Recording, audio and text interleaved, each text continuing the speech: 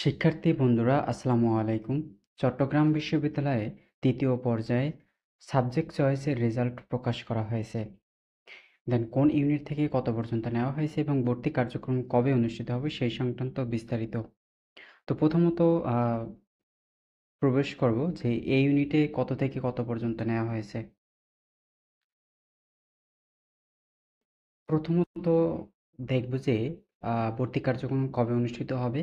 তৃতীয় পর্যায়ে যে সকল শিক্ষার্থী কোটায় ও বিভাগীয় মনোনীত প্রার্থীদের আগামী 17/6/2025 তারিখ থেকে 18/6/2025 তারিখ অফিস চলাকালীন সময় নিম্নলিখিত কাগজপত্র ও ফি সমূহ A4 সাইজের খামের নামে ভর্তির নাম ও পরীক্ষার রোল নম্বর, মেধাক্রম, মনোনীত বিভাগ ও মোবাইল নম্বর ইত্যাদি উল্লেখপূর্বক ইঞ্জিনিয়ারিং অনুষদ কার্যালয়ে জমা দিয়ে ভর্তির প্রাথমিক কাজ সম্পন্ন করতে বলা হয়েছে।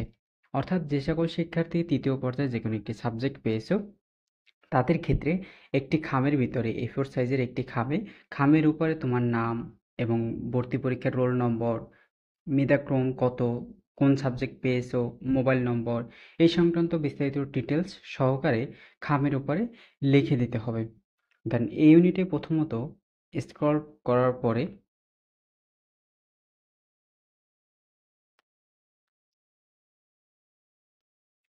প্রথমত নেওয়া হয়েছে এই ইউনিট থেকে 1811 থেকে সর্বশেষ পিডিএফের নিচে স্ক্রল করার পরে এখানেই দেখা যাচ্ছে যে নেওয়া হয়েছে 4377 পর্যন্ত এ ইউনিট থেকে তৃতীয় পর্যায়ে।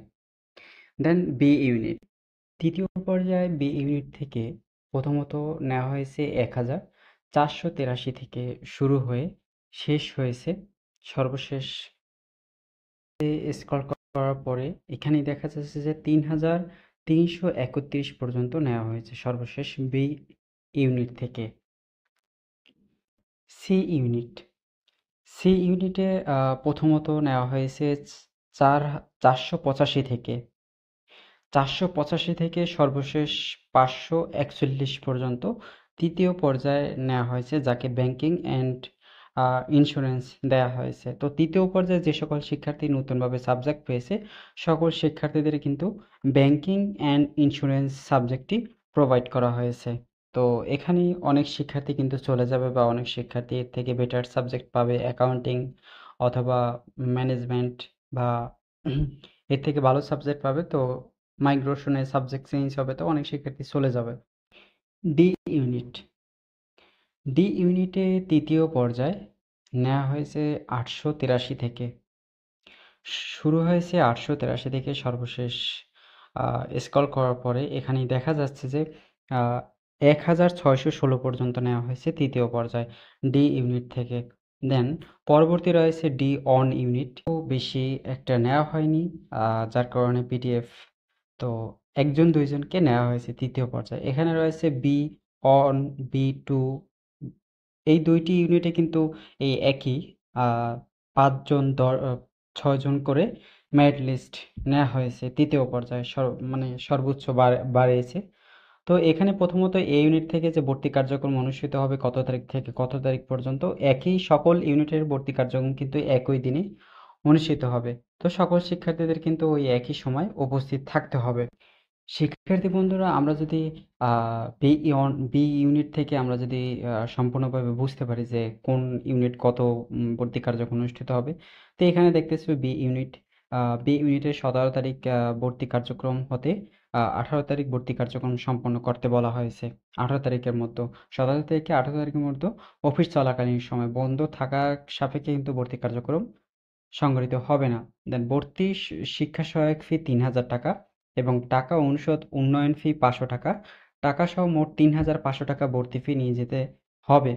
তো জমা দেওয়ার জন্য বলা হলো উল্লেখ্য একটি 15 অথবা 10 অথবা 15 খামের উপর ভর্তি পরীক্ষার রোল নম্বর ও প্রাপ্ত নম্বর, মেধাক্রম, ভর্তি ইচ্ছুক, মনোনয়নপ্রাপ্ত বিষয়ের নাম, মোবাইল নম্বর লিখে উক্ত খামসহ কাগজপত্র জমা দিতে হবে। দেন এখানে খামের ভিতরে সকল ডকুমেন্টস দিয়ে ডকুমেন্টসের উপরে তোমার রোল নাম্বার এবং প্রাপ্ত কোন সাবজেক্ট পেয়েছো, তোমার মেরিট লিস্ট কত এবং তোমার নাম কি, মোবাইল নম্বর, সেই সংক্রান্ত বিস্তারিত কিন্তু খামের উপর দিয়ে দেবে। তো খামের ভিতরে কি কি নেবে? খামের ভিতরে প্রথমত রয়েছে প্রবেশপত্রটি অবশ্যই নিয়ে যেতে হবে, ভর্তি পরীক্ষার যে প্রবেশপত্র, এইচএসসি পরীক্ষার যে মূল কপি যেটি লেমনটিনিক ছাড়া, তারপর রয়েছে এইচএসসি পরীক্ষার প্রশংসাপত্র যেটি লেমনটিনিক ছাড়া, এসএসসি পরীক্ষার এই একই মার্কশিট, তারপরে রেজিস্ট্রেশন কার্ড, সত্যায়িত ছবি 2 কপি, পাসপোর্ট সাইজের সত্যায়িত হতে হবে 2 ছবি, অবশ্যই সত্যায়িত করে নেবে কোনো টিচার বা কোনো যে কোনো একটি প্রফেসরের কাছ থেকে সত্যায়িত করে নেবে। তো এনআইডি অথবা জন্ম সনদের কপি। তো কারো যদি এনআইডি বা ID card, national ID card যদি থাকে তো ফটোকপি করে নেবে, অথবা যদি জন্ম সনদ থাকে জন্ম সনদটি ফটোকপি করে নেবে, তো যে কোনো একটি নিলেই হবে। তো সংশ্লিষ্ট কোটার মূল কাগজপত্র যদি যাদের কোটা আছে, তো যারা কোটায় ভর্তি হবে তাদের ক্ষেত্রে কিন্তু সকল কোটার ডকুমেন্টসগুলো কিন্তু অবশ্যই নিয়ে যেতে হবে। তো এই সকল ডকুমেন্টসগুলো অবশ্যই কিন্তু এই খামের ভিতরে নিয়ে যাবা। খামের উপরে তোমার নাম এবং রোল নম্বর সকল তথ্য লিখে দেবে। তো এই ছিল তৃতীয় পর্যায়ে ভর্তি কার্যক্রমের সকল তথ্য এবং বিস্তারিত। এখানে কিন্তু এ বি সি ডি সকল ইউনিটের কিন্তু একই ভর্তি কার্যক্রম অনুষ্ঠিত হবে একই তারিখে। তো এখানে কিন্তু পার্থক্য কারো কোনো নেই।